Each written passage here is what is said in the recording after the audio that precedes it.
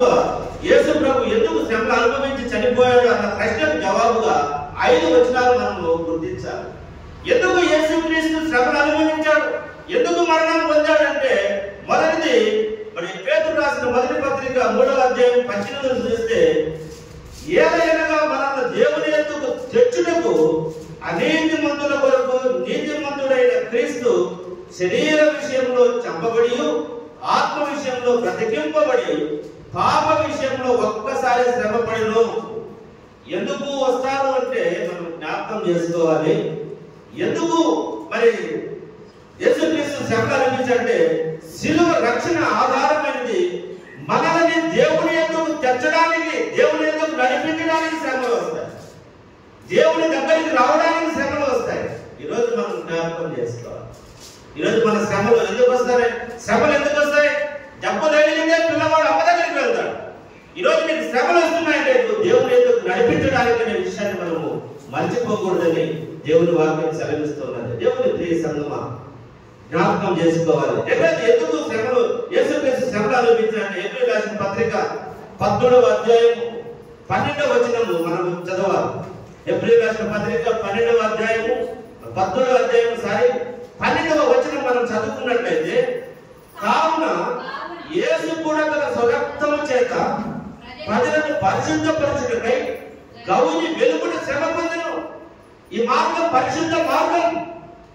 పరిశుద్ధతకు నడిపించడానికి నీకు శ్రమలు వస్తాయి. పరిశుద్ధతలోకి నడిపించడానికి నీకు శ్రమలు వస్తాయి. నీలోని మస్టు అంతా కాచడానికి శ్రమలు వస్తాయి.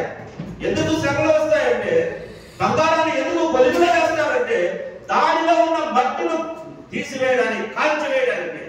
ఆ కొలిమిలో ఎందుకు బంగారం వేస్తే అది సువర్ణంగా మారడానికి, మెరవడానికి, ఉపయోగించడానికి, మనకు అనుకూలమైన మరి మోడల్ తయారు చేసుకోవడానికి అగ్నిలో వేస్తారు.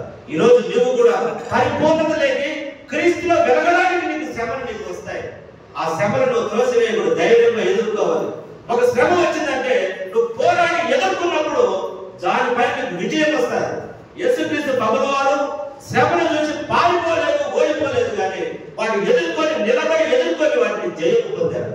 ఈరోజు మనం శ్రమలు వచ్చినాయంటే విజయం సాధించడానికి అనే మాట మనం జ్ఞాపకం చేసుకోవాలి.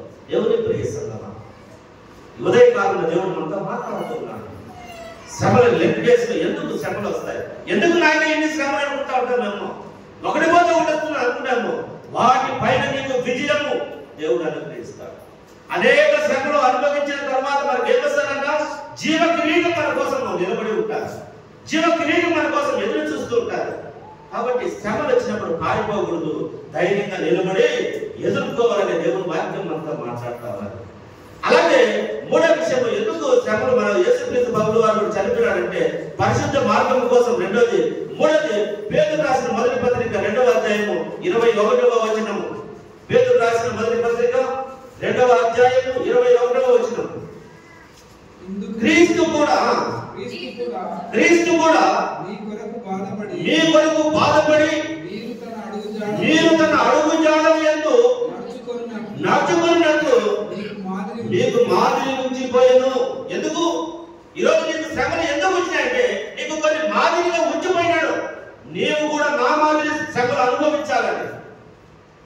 ఈరోజు క్రైస్తవ పరలోక రాజ్యం వెళ్ళాలంటే ఇక్కడ సంతోషంగా, ఇక్కడ ఆనందకరమైన జీవితం జీవిస్తూ, విలాసవంతమైన జీవితం జీవిస్తూ పరలోకం రావాలంటే అది మనం ఆశించడమే తప్పు. ఇక్కడ సుఖంగా అందుకోసం ధనవంతుడు ఎక్కడికి వెళ్ళాడు? సన్నని నారవస్త్రమును ధరించి ఎక్కడికి వెళ్ళాడంటే నరకానికి వెళ్ళాడు, అగ్నిగుండంలోకి వెళ్ళాడు. ఈరోజు యేసుక్రీస్తు ఏ విధంగా శ్రమలు అనుభవించాలనో వాటికి మాదిరిగా ఉంచిపోయినాడు. ఆయన మాదిరి నువ్వు కూడా, నేను కూడా శ్రమలు ఎదుర్కోవాలని. ఈరోజు శ్రమలు వస్తే నువ్వు భయపడుతున్నావు, నీకు మాదిరి నువ్వు చూడు. నీకు ఒక అవమానం వస్తే నిన్నెవరైనా ఒక మాట అంటే నువ్వు చాలా కృంగిపోతున్నావేమో. యేసుక్రీస్తును చూడు, ఆయన ముఖం పైన ఉమ్మి ఊశారు, ఆయన చప్పల పైన కొట్టి ప్రవచించి నిన్ను ఎవడు కొట్టాడు చెప్పు అని అడిగారు. ఈ దినాన్ని మనం ఎన్ని జ్ఞాపకం చేసుకోవాలి. ఎన్ని కొరడాలు దెబ్బలు తిన్నాడు, అవమానం, హేళన. నీ హేళన ఏం పాటిది మనం చాలా ఎవడైనా ఒక మాట అంటానే మనం కుమిలి బాధపడుతూ ఉంటామే. యేసుక్రీస్తు ప్రభువారి పైన ఒక వ్యాఖ్య రాస్తాడు 12,000 మంది ఆయన ముఖం మీద ఊశారంట. 12,000 మంది ఊస్తే ఇంత ఊసినా ఎంత కాదు ముఖం పైన. ఒకసారి ఆలోచించి, మాదిరి ఉంచిపోయాను. నీకు మాదిరికరంగా, నీకు శ్రమలు వచ్చినప్పుడు, ఇబ్బంది వచ్చినప్పుడు, అవమానాలు వచ్చినప్పుడు మాదిరిగా ఉంచడానికి ఆయన 3వ విషయాన్ని మనకు చూపిపోయినాడు. ఇది నా దేవుని ప్రేస్తున్నాం. ఈరోజు మనం అవమానాలు కూడా వెళ్తుంటే దేవుడు వాటిపైన మనకు విజయం ఇస్తారని మనం జ్ఞాపకం చేసుకోవాలి. అలాగే హెబ్రీయులకు రాసిన పత్రిక 5వ అధ్యాయం 4 ఎందుకు ఆయన శ్రమ పొందినాడు యేసుక్రీస్తు అంటే, హెబ్రీయులకు రాసిన పత్రిక 5వ అధ్యాయం 8వ వచనం 4வது ఎందుకు చూడండి, ఆయన కుమారుడే ఇండియు తాను పొందిన శ్రమల వలన విధేయత నేర్చుకునేను. శ్రమలు ఎందుకు వస్తాయి నీకు? విధేయత నేర్పడానికి. ఈ రోజు నీకు శ్రమలు గుండా వెళ్తున్నా, శ్రమలు వస్తున్నాయంటే నీకు విధేయత నేర్పడానికే.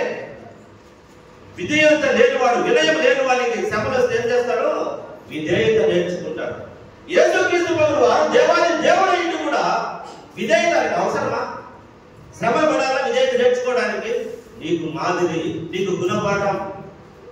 ఆయన అన్ని దేవాది దేవుడై ఉండి కూడా మాదిరిగా ఉండడానికి ఆయన ఎన్ని అనుభవించారు. బాప్తిసం తీసుకున్నాడు. ఆయన బాప్తిసం అవసరమా దేవునికి? ప్రార్థన చేశారు, కొండకు వెళ్ళి ప్రార్థన చేశాడు, అవసరమా? శ్రమను అనుభవించినాడు, అవసరం అంటే ఒక మాదిరికరమైన జీవితాన్ని జీవించినాడు యేసుక్రీస్తు ప్రభువు. చాలా మంది అనుకుంటాం ఆయన దేవుడు కాబట్టి అన్ని చేసినట్టే మనం ఏడ చేస్తామంటే, ఆయన అనుసరించిన వారు అనేక మంది బైబిల్లో ఉన్నారు. ఆయన ప్రకారం నడిచిన వారు ఏ పాపం చేయలేదు.